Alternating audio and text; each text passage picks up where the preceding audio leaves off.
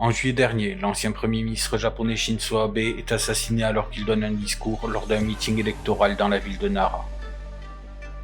L'opinion publique est profondément marquée, tant le taux de criminalité dans l'archipel est extrêmement bas. Pourtant, le Japon a connu 60 ans auparavant un événement similaire, immortalisé par le photographe Yasushi Nagao.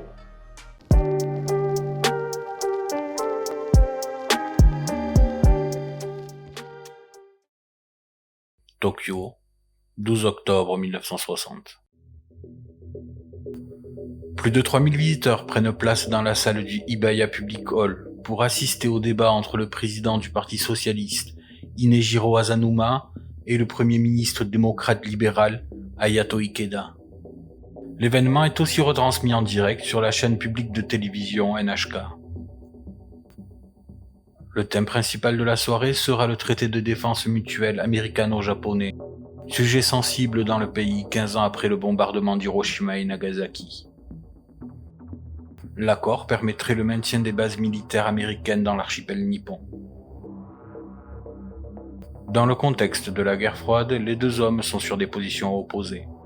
Hayato Ikeda est pro-américain et en faveur du texte, alors que Inejiro Asanuma s'y oppose fermement et est un des leaders des manifestations contre l'ANPO. Cette série de rassemblements anti-traités, débutant en 1959, sont les plus grandes manifestations du Japon moderne.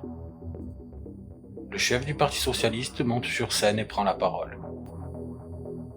L'homme surnommé la locomotive humaine, de par sa carrure imposante et sa voix forte, est rompu à ce genre d'exercice.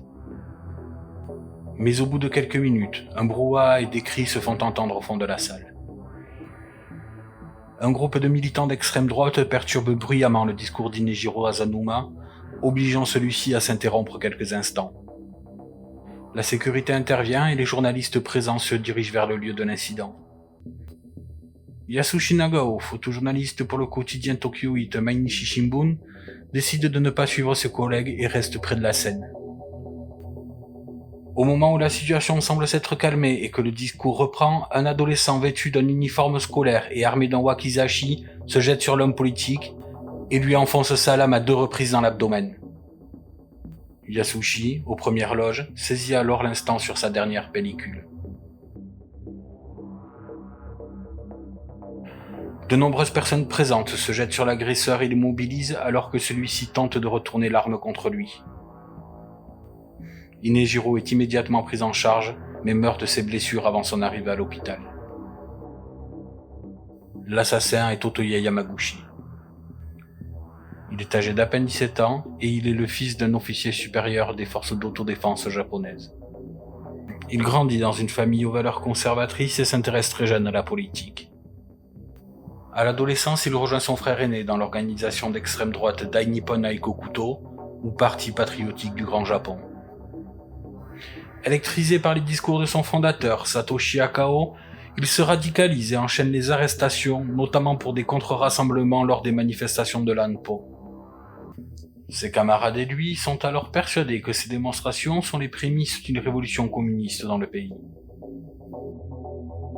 Quelques mois avant le passage à l'acte, il quitte le mouvement. Certaines sources affirment qu'Otoya reproche au parti un manque de radicalité dans ses actions, alors que d'autres avancent le fait que le jeune homme ne souhaite pas mouiller l'organisation dans son projet d'attentat. Les premières cibles envisagées sont Takeshi Kobayashi et Sanzo Nozaka, 2 hommes politiques de premier plan, membres du Parti communiste et du Parti socialiste. Il tente sans succès de prendre rendez-vous avec eux. C'est alors qu'il décidera de s'en prendre à Inejiro Asanuma. Quelques jours avant le drame, en fouillant chez lui, il trouve un wakizashi, un sabre japonais à lame courte appartenant à son père. Il possède à présent l'opportunité et l'arme du crime. Après son passage à l'acte, il est mis en prison en attendant son procès. Il coopère avec les enquêteurs et affirme avoir agi seul et sans commanditaire. Le 2 novembre, soit 21 jours après son arrestation, ils tressent ensemble les draps de son lit et se pendent dans sa cellule. Il laissera pour seul testament 2 messages écrits au dentifrice sur un mur.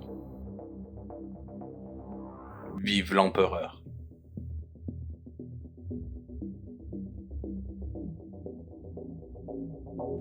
Si j'avais 7 vies à donner à mon pays,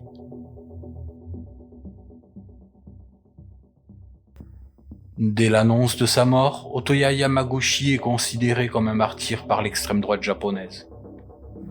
Le 15 décembre suivant l'attentat, une fédération des organisations nationalistes du pays lui organise un service commémoratif dans la salle publique d'Ibaya, l'endroit même où l'assassinat a eu lieu.